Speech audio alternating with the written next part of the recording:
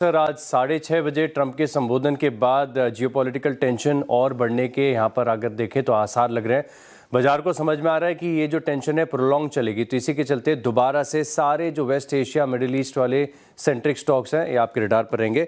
L&T यहाँ पर देखें तो मिडिल ईस्ट तकरीबन 33% ऑर्डर बुक में कंट्रीब्यूशन दे रहा है। 7.3 लाख करोड़ के आसपास की ऑर्डर बुक है। केईसी इंटरनेशनल 20% रेवेन्यू इसी रीजन से आती है, तो ये स्टॉक भी फोकस लिस्ट में रखेगा। कल्पतरू प्रोजेक्ट्स की बात करते हैं, 11% जो ऑर्डर बुक का हिस्सा है ये वेस्ट एशिया से आता है। वाटेक वाबाग यहाँ पर देखें तो काफ़ी ज़्यादा सीवेज ट्रीटमेंट और कुछ प्लांट्स ऐसे हैं वाटर ट्रीटमेंट वाले जो मिडिल ईस्ट वेस्ट एशिया में कंपनी ऑपरेट करती है। जेएसडब्ल्यू इंफ्रा, इनके पास यूएई में देखें तो एक टर्मिनल स्टोरेज है, लिक्विड टर्मिनल स्टोरेज प्लांट, तो यहाँ पर फोकस रहेगा। Welspun corporation 23% order book Saudi Arabia से आती है। जिंदल 100 की बात करें तो इनके पास भी यूएई और सऊदी अरब में डीआई पाइप्स की मैन्युफैक्चरिंग इकाई है। अदानी पोर्ट्स ये इजराइल के हाइफा पोर्ट को ऑपरेट करते हैं। तो ये कुछ वेस्ट एशिया और मिडिल ईस्ट सेंट्रिक स्टॉक्स हैं। काफ़ी ज़्यादा महंगे हो जाएंगे। दरअसल जो एटीएफ की कीमतें लगातार बढ़ती जा रही हैं, इसके चलते नई बुकिंग्स के ऊपर फ्यूल चार्ज में बदलाव यहाँ पर किया गया है और अच्छा खासा इंक्रीज़ है। महंगी तो हो जाएंगी फ्लाइट श्योरली।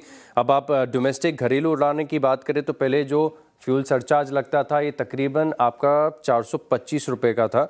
अब इसे एक रेंज में कर दिया है, हालांकि रेंज अब बड़ी वाइड होगी, 275 से लेकर 950 रुपये हो गया है। सिमिलरली आप देखें तो जो इंटरनेशनल फ्लाइट्स के लिए पहले 425 रुपये से 2300 रुपये आपको देने पड़ते थे, अब वो 900 से लेके 10,000 तक है। तो क्रूड के साथ एटीएफ महंगा हो रहा है और एटीएफ के साथ साथ आप देखें तो उड़ाने भरना ये भी लगातार महंगा होता जा रहा है। उड़ाने भर टू व्हीलर की बिक्री अगर आप देखें तो आंकड़े अच्छे देखने को मिले इस बार। खासतौर पर आप देखें तो हीरो मोटोकॉर्प और जितना बाजार अनुमान लगा रहा था बिल्कुल उतनी सेल्स यहाँ पर देखने को मिली है, ऑलमोस्ट है, क्योंकि 6 लाख यूनिट्स के आसपास बिक्री का अनुमान था।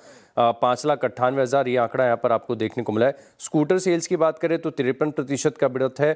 मोटरसाइकिल्स बिक्री पिछले साल के मुकाबले 5% बढ़ी है और एक्सपोर्ट की वॉल्यूम बढ़िया, और इनफैक्ट हर महीने आप देखें तो एक्सपोर्ट की वॉल्यूम्स में एक अच्छा सर्ज देखने को मिल रहा है। ऑलमोस्ट 16% की बढ़त यहाँ पर आपको देखने को मिली है। टीवीएस मोटर्स की बात करते हैं तो कुल बिक्री में 24% का इजाफा देखने को मिला है। 47 लाख यूनिट से करीब करीब 59 लाख यूनिट्स ये देखने को मिला आंकड़ा यहाँ पर। टोटल टू व्हीलर सेल्स जो है ये 23% बढ़ी है और साथ में थ्री व्हीलर सेल्स की बात करें तो यहाँ पर भी छोटे बेस के चलते 63% का उछाल आपको देखने को मिला है।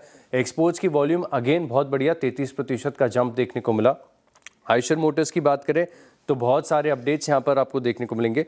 अब मार्च की जो बिक्री है इसमें पिछले साल के मुकाबले स्टेडी 11% की बढ़त देखने को मिली। जो पूरे साल के बिक्री के आंकड़े इन्होंने बताए हैं ये भी अपने आप में बहुत अच्छे हैं और ख़ास बात ये बता रहे हैं कि आयशर मोटर्स को 125 साल पूरे हो चुके हैं, तो इसका भी एक इम्पैक्ट यहाँ पर देखने को मिलेगा। डोमेस्टिक परफॉर्मेंस आप देखें तो बहुत बढ़िया रही है, 23% की ग्रोथ है पिछले साल के मुकाबले।